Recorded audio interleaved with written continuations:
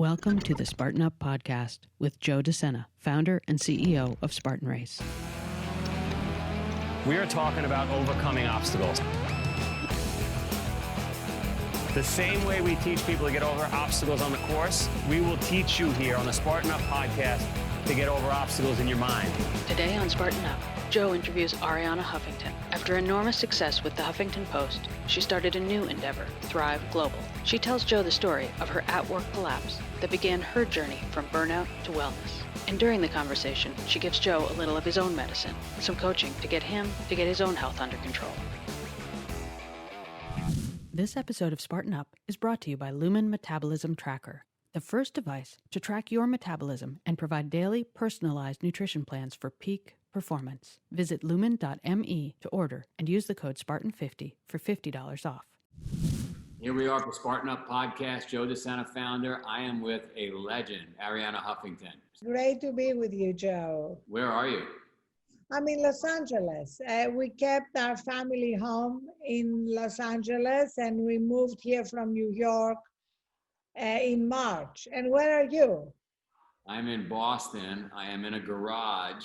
I've got all my workout equipment in here. Let's get into why you first started Huffington Post. Well, I started the Huffington Post in 2005. And then in 2007, I collapsed from burnout, exhaustion, sleep deprivation. And that was the beginning of my journey to recognize that, in fact, this is a collective delusion we're living under, that you need to burn out in order to succeed. And where you and I see the world eye to eye is that, in fact, when you take care of yourself, your performance improves. So I started covering these issues at the Huffington Post. And by 2016, I didn't want just to cover the issues and raise awareness. I wanted to help people change their habits. So I left the Huffington Post in 2016 and launched Thrive Global, which is a behavior change company that has created a platform to help people improve their habits through what we call microsteps, small, daily, incremental changes that add up to healthier habits and a healthier and more productive life. Yeah, I like the idea of making little change, right? Sometimes it's overwhelming. But let's go back to you collapsed. I mean, I've been working like a maniac since I'm 12 years old, 38 years. And I kind of feel like I'm going to collapse every once in a while. You know, even though I believe in health and wellness, I do push both ends of the candle. So what did you do when that happened? The first thing is, when you suddenly collapse, I broke my cheekbone, and you end up going through a series of tests. And I was literally diagnosed with burnout, which now was recognized by the World Health Organization last spring as an occupational hazard. Literally hundreds of millions of people are suffering from burnout. And it affects both our physical health. We see the increase in chronic diseases like hypertension and diabetes, which are very connected to stress and burnout. But we also see it in the mental health crisis. And these are really the big problems that we launched Thrive to address, not just for people who are now working from home, but for people in stores, in factories, everywhere. We just today launched an app called Thrive Zip with Walmart for all the frontline associates, 2.2 million around the world, to help them make these better choices every day around food, around fitness, around family, finances, but also around sleep, gratitude. All these are essential habits. For the viewers and the listeners, Thrive is the company you started after you sold Huffington Post. I sold the Huffington Post in 2011 and I kept running it. But in 2016, I left the Huffington Post to focus on behavior change. Because you had that experience, because you collapsed and then you were able to make some positive changes? Yes, dramatically so, but not just because of my own experience, because I saw what a tremendous need there was in the world.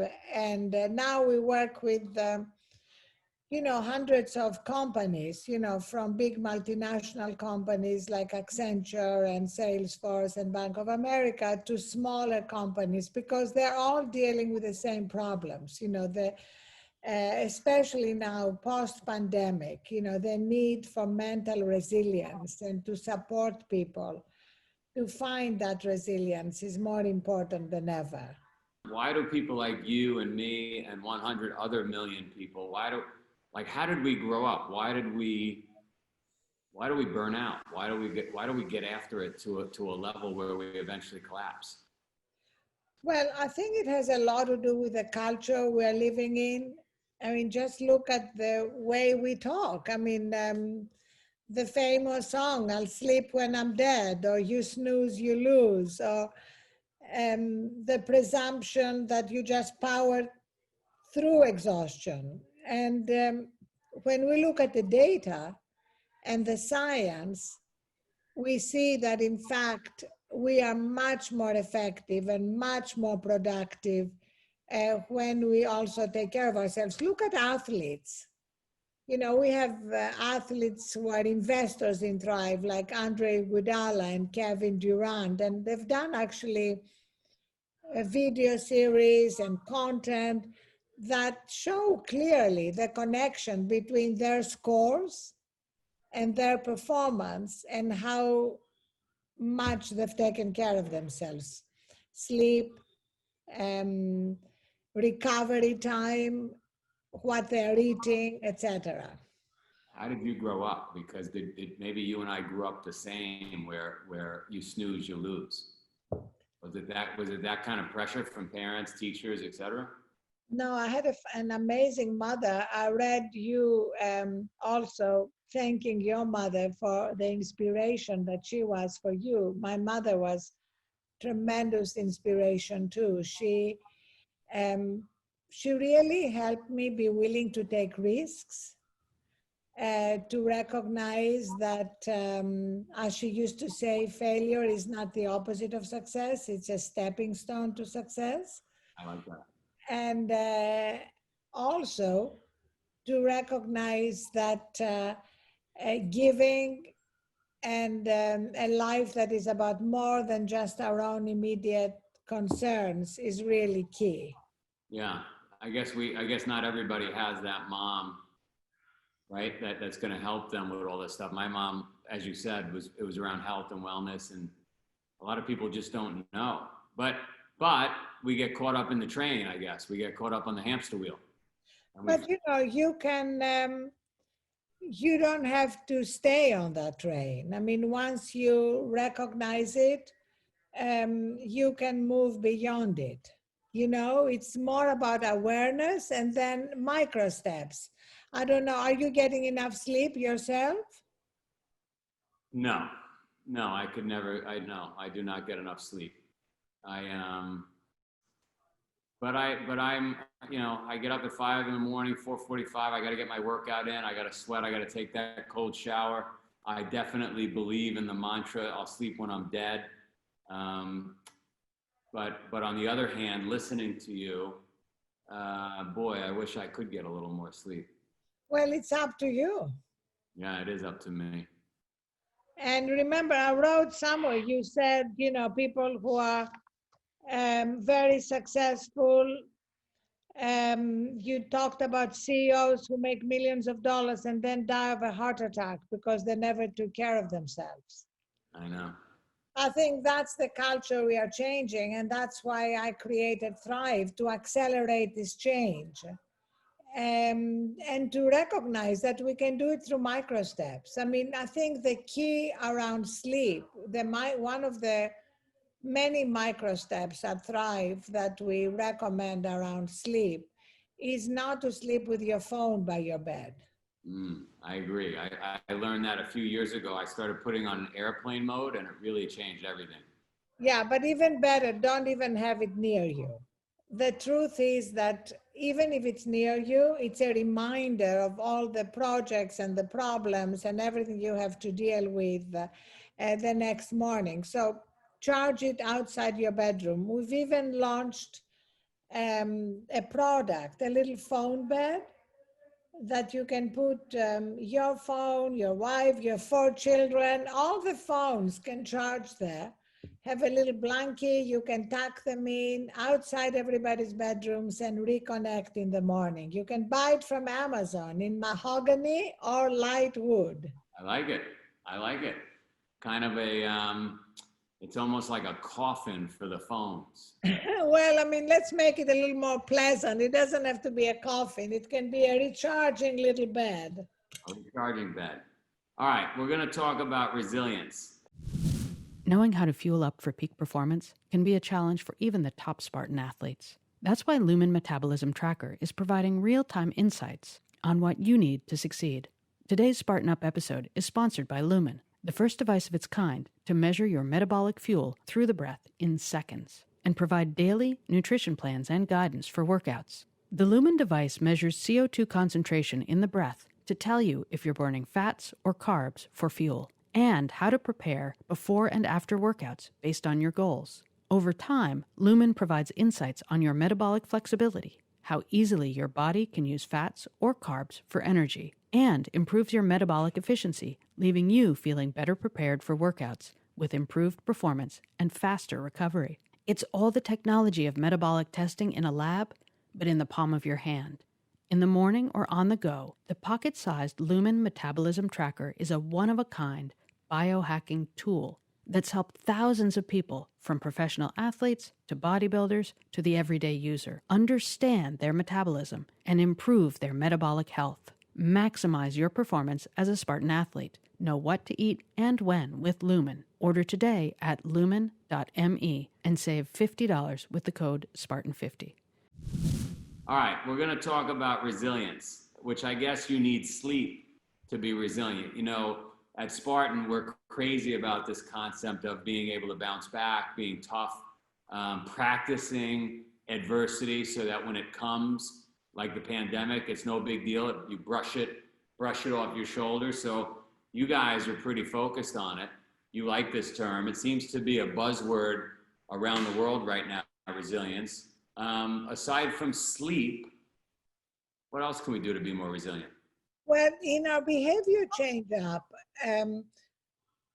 we have 4 journeys. You know, the first is recharge, which is sleep and 60-second reset times during the day. You know, the truth is that it takes 60 seconds to reset from stress for the cortisol hormone to leave your body.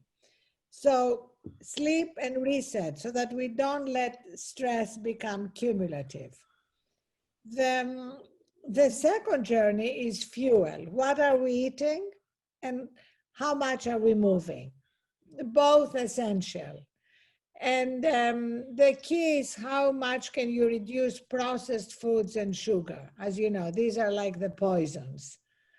The third journey is about connection. You know, connection starts with ourselves, and then our connection with others, and finally focus. A lot of people, all of us in some way, are so addicted to our phones and to social media that we have a hard time focusing, and especially now with the stress and uncertainty of the pandemic, we are finding a lot of people having a very hard time concentrating. In fact, Google searches, how do I get my brain to focus, are up 300%. Wow. So we have a lot of Microsteps that we recommend, like I have ended all notifications.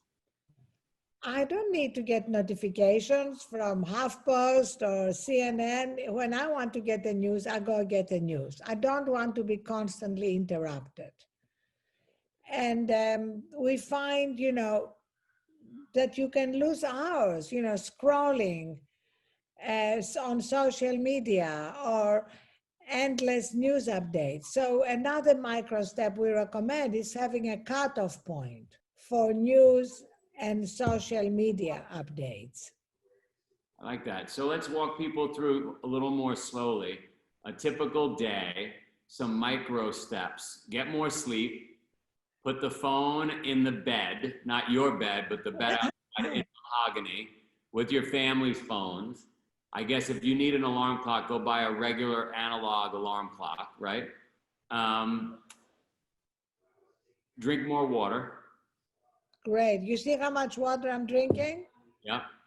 More water, less processed food, less sugar, we know that. More fruits and vegetables. The key thing is to start small, because otherwise it becomes overwhelming and you may do it for 2 weeks and then you stop. So we call our micro steps too small to fail. Like in the morning, a micro step is take 60 seconds to course correct from this transition, from sleep to waking. Most people just go immediately to their phones and their brain is not even fully awake. So I think if you take even the 60 seconds to just remember what you're grateful for, to set your intention for the day, to take some deep breaths, whatever you want, then you are more ready to deal with the day. I like that. I like, the great samurai, the ancient samurai. When they went to bed at night, they would close their eyes and they would envision all of their possessions burning to the ground. And when they woke up, they had gratitude because they had it all. They still had it all. So I like this idea of being grateful. I like your idea of more connections, human connections, right? We don't have human connections anymore. We have phone connections. Yes. Right? Exactly. And even, you have children. When you are with your children, be with your children. Don't try and multitask. Yeah, that was my son. He was just texting me while I was talking to you. And you're right. I need to spend more time with the phone down. The phone is a major problem. I mean, somehow it's become okay for me, but not okay when I look at the kids using the phone. And so I think I've got to reevaluate that and got to figure that out. Well, little by little, you are doing a lot already. So it's just these little steps. And make sure you get enough sleep. So your big message is get enough sleep and don't bite off more than you could chew because you're going to fail. Well, my message, and I wrote a book called Thrive. I wrote a book called The Sleep Revolution. My message is very simple. Recognize that recharging is really part of performance. That as athletes show us, recovery is part of performance. So make sure that you introduce these micro steps in your life. Recognize that sleep is not optional. It's foundational. We have thousands of sleep centers now that tell us the same thing. But so is what are we eating, how much are we moving, and what are the thoughts we hold in our heads. I think especially now people are feeling so uncertain and anxious about the future that we tend to imagine the worst. So I have a little saying by the French philosopher Montaigne on my desk that says, there were many terrible things in my life, but most of them never happened. The truth is that often our mind just imagines the worst. I like that one a lot. We have a saying, a prayer, a Spartan prayer from a French paratrooper that was found dead in the field during World War II. And he had a prayer in his pocket. And it basically says, God, give me the worst stuff you have, because I know everybody's asking for the good stuff and you probably don't have any left. So give me the worst stuff you have and promise me to give me the strength that I need to deal with it and that you'll keep it coming. And when you reframe your life that way, you say, you know what, I can deal with the tough stuff because like you said, it's not that tough anyway. It's much bigger in our minds than in reality. Right, but I don't know if I would ask for bring me the worst. I think I would ask for the strength and the resilience, but also for the joy and the love and the abundance. I don't think we need to make life harder than it is.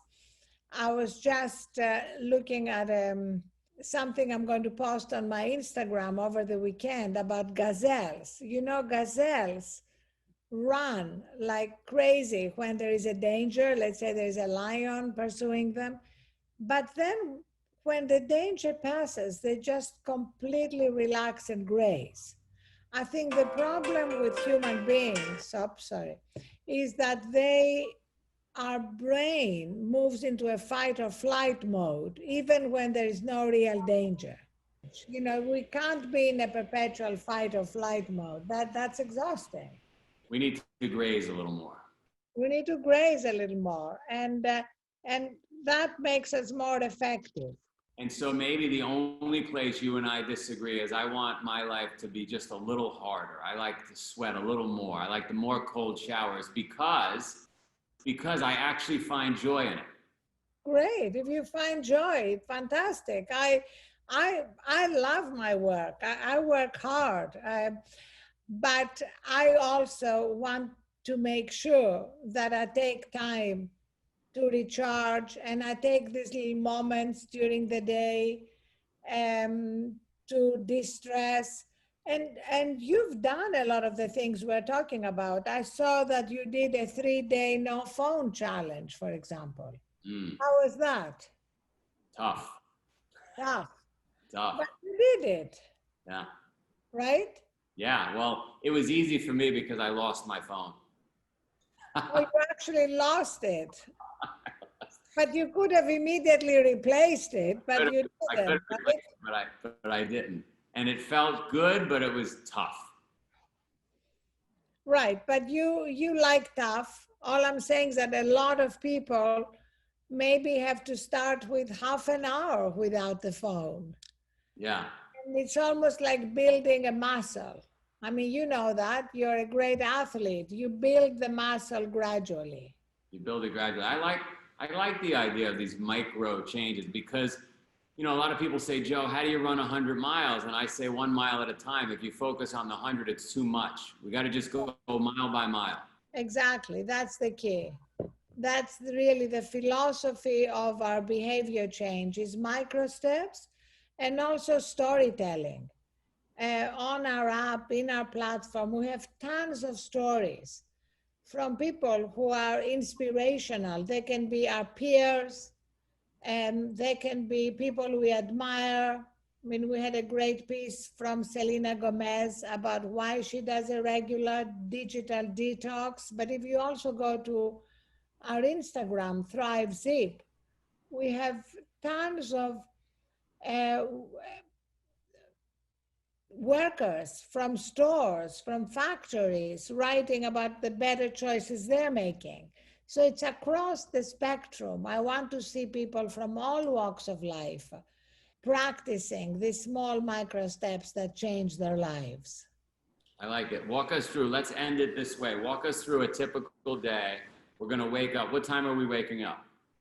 Oh, I don't wake up at the same time. I need 8 hours of sleep. You know, people need between 7 to 9 hours of sleep. They need to find out what is the optimal amount of time for them, unless they have a genetic mutation. Maybe you have a genetic mutation, Joe. You know, 1.5% of the population doesn't need a lot of sleep genetically. Whatever it is, for me, what matters is getting that amount of sleep. And then having that minute, I take more than a minute because I love to meditate in the morning. Then I work out. And then I get ready for my day. And when I'm fully recharged, I love my day.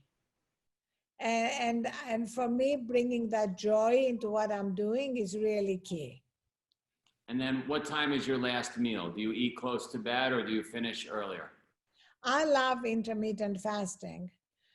And I have a minimum of 3 hours between a meal and sleep.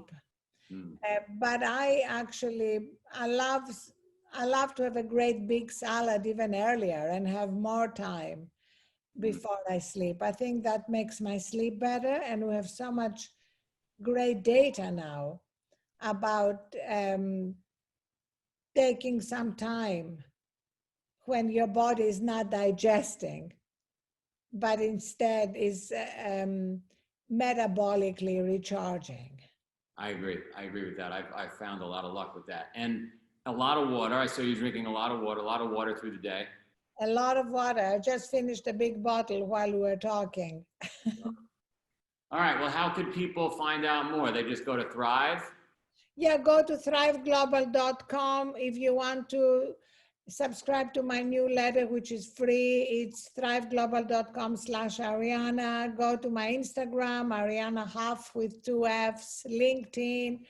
Lots of ways to stay connected. And thank you for what you're doing.